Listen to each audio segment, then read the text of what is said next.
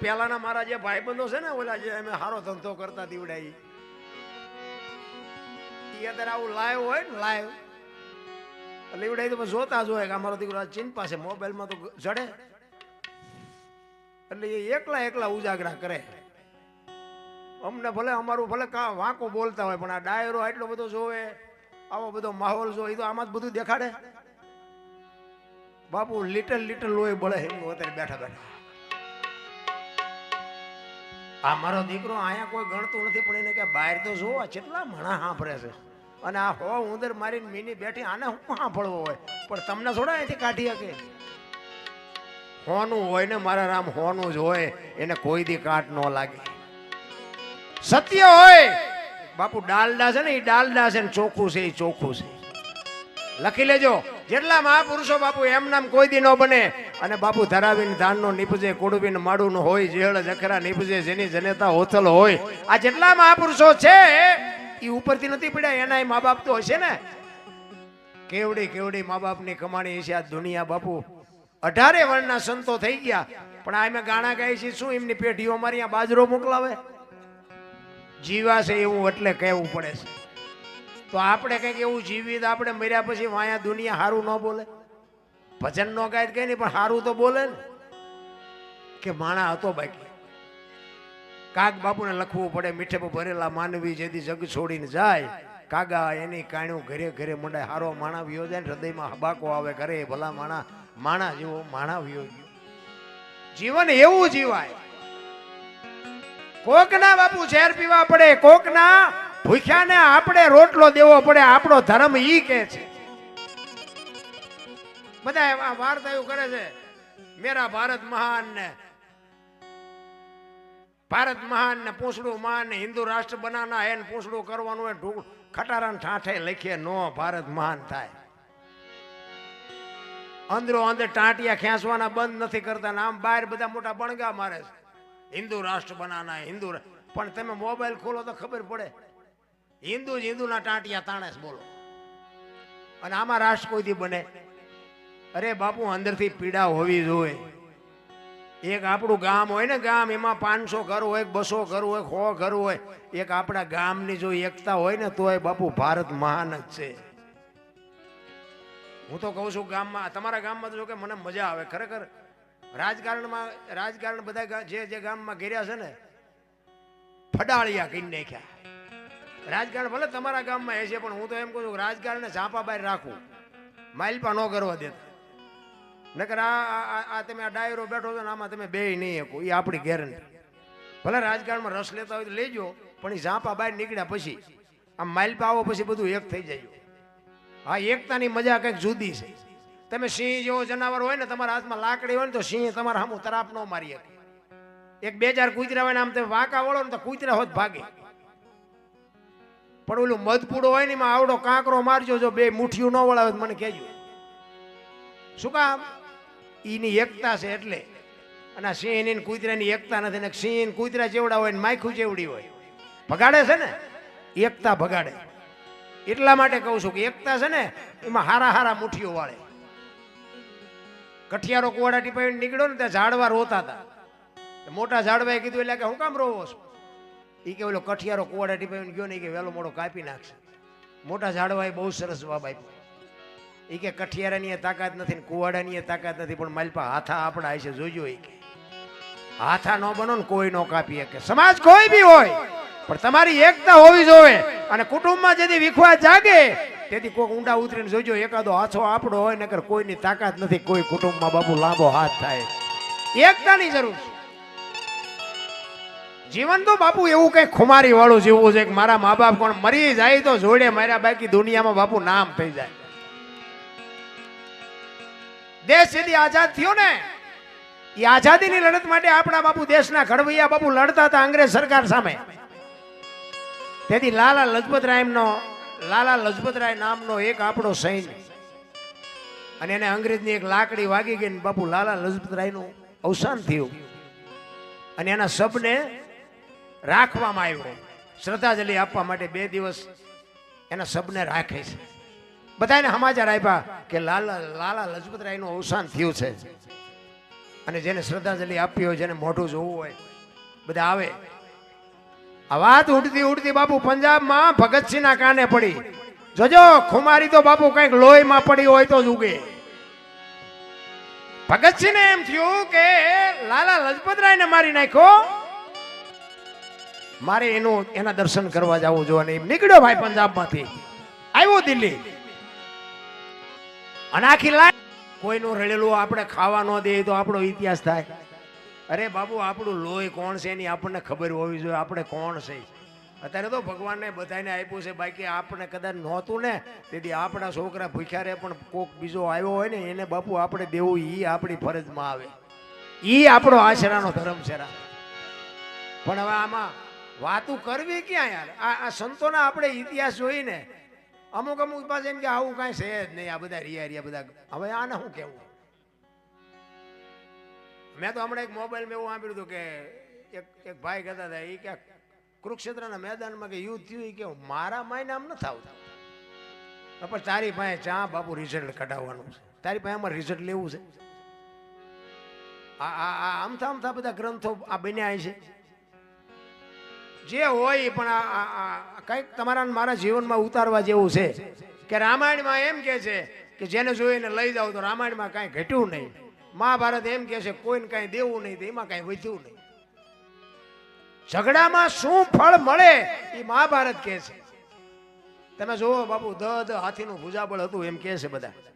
તમે જોવો તો ખરા બાપુ, એને ઉપયોગ ક્યાં કર્યો? ભાઈઓ મારવામાં. તો ભાઈઓ મારીને એમને લીધું શું? અને આ રામાયણ, રામચંદ્ર પરમાત્મા વનમાં જાય તેથી અયોધ્યાની ગાદી બાકસના ખોખા ઘોડે રખડતી હતી. લક્ષ્મણ કે મારે ન જોઈ, ભરત કે મારે ન જોઈ. અયોધ્યાની ગાદી કેવી? દશરથ તારો દરબાર ઇન્દ્ર જેની આશા કરે તેથી ભાઈઓ વિનાનું બેકાર કડવું લાગે કાગડા. એવી ગાદીનો કોઈ ધણી નહોતો. નોખી નોખી માયુના છોકરા હતા. તોય આપણને નક્કી નથી થતું. સંતોની ભૂમિ છે. કોકના બાપુ તમે ઝેર લ્યો ને, કોકને બાપુ તમે ભૂખ્યા રહીને કોકને ખવડાવો, તઈ મારો નાથ નોંધ કરે. મને તો એમ થાય કે આવડા આ બધા સંતોએ આવડા મોટા કાર્યો કર્યા, તોય કોઈ અમારું આવડું મોટું નામ લખજો કે આમ પરમ પૂજ્ય કરજો કે સંત કરજો કે એવું કોઈએ ન કીધું. નકર એમને એમના નામનો શોખ ન હોય. આપણે સતાધાર શામજી બાપુ આ કુંભના મેળામાં બાપુ રસોઈ આપે ને ભક્ત ભૂષણનો ઇલકાબ મળે બાપુ, એમ નામ મળે. મૂળદાસ અમરેલી લુહારનો દીકરો બાપુ, તમે જોવો તો ખરા કેવડો મોટો ઇતિહાસ. હાંજનું ટાણું વાયુનો કાંઠો ને એક દીકરી કુએ પડવા આવીને બાપુ જોઈ ગયા કે અંધારું છે, અત્યારે દીકરી આવી કુવામાં જ પડશે. હડી કાઢીને બાવડું પકડ્યું કે હા બેટા શું કામ? દીકરી રોવા માંડી કે બાપુ મને મરવા દો, મારે મરવા છે. પણ કે શું કામ મરવું છે બેટા? માણસ જેવો અવતાર મળ્યો છે. એ કે પણ બાપુ મારા જીવનમાં એક ભૂલ થઈ ગઈ, મારે મર્યા સિવાય ઉધાર નથી. એ કે પણ આ કુવામાં પડીને બીજી ભૂલ કરવી છે. એ કે તો શું કરું બાપુ, મને કાંઈ હુજતું નથી. પણ કે તું વાત તો કર. એ કે બાપુ મારા પેટમાં બાળક છે ને બાપનું નામ લઈ શકું એમ નથી. જો લઉં તો દુનિયા જીવવા દે, પણ હું લઈ શકું એમ નથી. તેથી આ ભારતનો સંત બાપુ દ્રવી ગયો. એ કે તારા પેટમાં બાળક છે એના બાપનું નામ લે તો તને જીવવા દે? કે બાપુ તો જીવવા દે. અને એ ભારતનો સંત એમ કે કાલ હવારે બેટા તું અમરેલીની બજારમાં જઈને કહી દેજે કે મારા પેટમાં બાળક છે એનો બાપ મૂળદાસ છે, કહી દેજે જાય. ઈ કે પણ બાપુ તમે જાણતા નથી ને અમરેલી તમને મારશે. ઈ કે તું તારું બાળક બચી જતા હોય તો અમરેલી ભલે ને મને મારે. અને હવારે બાપુ જાહેર થયું કે આવલે દીકરીના પેટમાં બાળક છે તો એનો બાપ તો મૂળદાસ. આ દુનિયા બાપુ હાથીની અંબાડીએથી ક્યારે ગધાડે બેહારે કોઈ ભરોસો નથી રાખ્યો. આખી દુનિયા બાપુ બાપુ બાપુ કરતી હતી ને ભગવાન ઘોડે માનતી હતી. ઈના એ બાપુ આ તો બાવો હશે ને આ તો આવો હશે ને આ તો આવો હશે ને બાપુ કર્યો બાપુ ભવાડો. ગધાડું બોલાવી માથે મુંડન કરી જોડાનો હાર પહેરાવીને અમરેલીમાં બાપુ મૂળદાસ બાપુનું ફૂલેકું કાઢ્યું. મૂળદાસ બાપુ ગધેડા ઉપર બેઠા બેઠા વિચાર કરે કે વાહ ઠાકર વાહ, ત્યાં મારી માથે આજ ભજાડી પડી કે કાંઈ વાંધો નહીં. એટલે દીકરી ને બાળક તો બે બચી ગયા ને. એનો પાવર બાપુ મૂળદાસને મોળો નતા પડવા દે. એક આપણે એસટીમાં બેઠા હોય ને, એસટીમાં આપણને જગ્યા મળી જાય અને કોઈ બેન દીકરી ચડે, કોઈ છોકરું તેડ્યું હોય, કોઈ વૃદ્ધ બાપા ચડે, કોઈ ડોશીમાં ચડે. ઊભા થઈને બાપુ તમે એને જગ્યા આપી દો ને, તમે ઊભા હોય તો તમને થાક ન લાગે. શું કામ? એ જગ્યા આપ્યાનો નશો તમને થાક ન લાગવા દે. કે મારો બાપ બેઠા છે ને મારી બેન બેઠી છે ને એનો પાવર તમને થાક ન લાગવા. આ તો આપણે આમ સડવીને તો ટાંટિયા પોળા કરે, હમણાં અહીંયા આવશે, અહીંયા તારું મોત આવશે, અમારે નથી બસ ને ઘરે લઈ જાય. પણ આ નથી થઈ શકતું. એ મૂળદાસ બાપુને ખતાડામાંથી ઉતારી અને ઠેબી નદીના હામા કાંઠે ઝૂંપડી વાળીને રહે છે. દીકરી એમના ભેગી છે, દીકરીને ભેગી લઈ ગયા એમના પત્ની વેલુબાઈ, અને એ ત્રણે બાપુ અહીંયા ગયા અને ઝૂંપડીમાં રહે છે. હવે બટકો રોટલાની જરૂર તો પડે. હવે આ કોઈ તો દે નહીં. જામનગર દરબાર, જામનગર સ્ટેટે બાપુ એની પાસે કંઠી બંધાવેલી. આ વાત ઉડતી ઉડતી જામનગર દરબારના કાને પડી અને દરબારે કંઠી તોડી નાખી. આવા બાવાની કંઠીઓ બંધાય. નજરે જોયેલું ખોટું પડે, સાંભળેલું નહીં, નજરે જોયેલું ખોટું પડે. આ મૂળદાસ બાપુને વિચાર આવ્યો કે જગત ના સમજી શકે પણ ઓલો ગમે એમ તો રાજા છે, દરબાર છે, ઈ મારી વાતને સમજી શકે. અમરેલી થી જામનગર ગયા, દરબારગઢમાં ગયા કે મારે બાપુને મળવું છે. બા સાહેબે કીધું બાપુ તો ઘરે નથી. તો કે ક્યાંય ગયા? એ કે અમારા ગામનું બહાર મોટું મંદિર છે ને, અહીંયા બધા મોટા મોટા મહાપુરુષો આવ્યા છે, સંતો આવ્યા છે, અહીંયા કંઠી બંધાવા ગયા છે. એ કંઠી બંધાવા ગયા ને માથે આપ ફાટ્યો મૂળદાસ ને. અરે તારી ભલી થાય, આને કંઠી મારી તોડી નાખી. પડી કે કાંઈ વાંધો નહીં, મારે બાપુને મળ્યા સિવાય જવું નથી. એ દરબારગઢ થી મોટા મંદિરે જાય, એમાં રસ્તામાં એક પ્રસંગ બન્યો. મરેલી બિલાડી પડી હતી, બચડા ટળવળતા. એ મરેલી બિલાડીને જોડીમાં નાખીને ડાયરો બેઠો ત્યાં આવ્યા. સંતો પૂછે છે કે મૂળદાસ શું આવ્યો? કે બાપુ મારે કાંઈ કામ નતું, હું તો અહીંથી નીકળ્યો હતો અને મેં એવું સાંભળ્યું હતું કે આ બધા મોટા મોટા સંતો આવ્યા છે, મોટા મોટા મહાપુરુષો આવ્યા છે. તો કીધું આ એક મરેલી બિલાડી બચાડીને જો જીવતી કરે ને તો બચડા દૂધ ભેળા થાય, એ હાટું આવ્યો, બીજું કાંઈ નથી. એમ કરીને મરેલી બિલાડી કાઢીને મૂકી.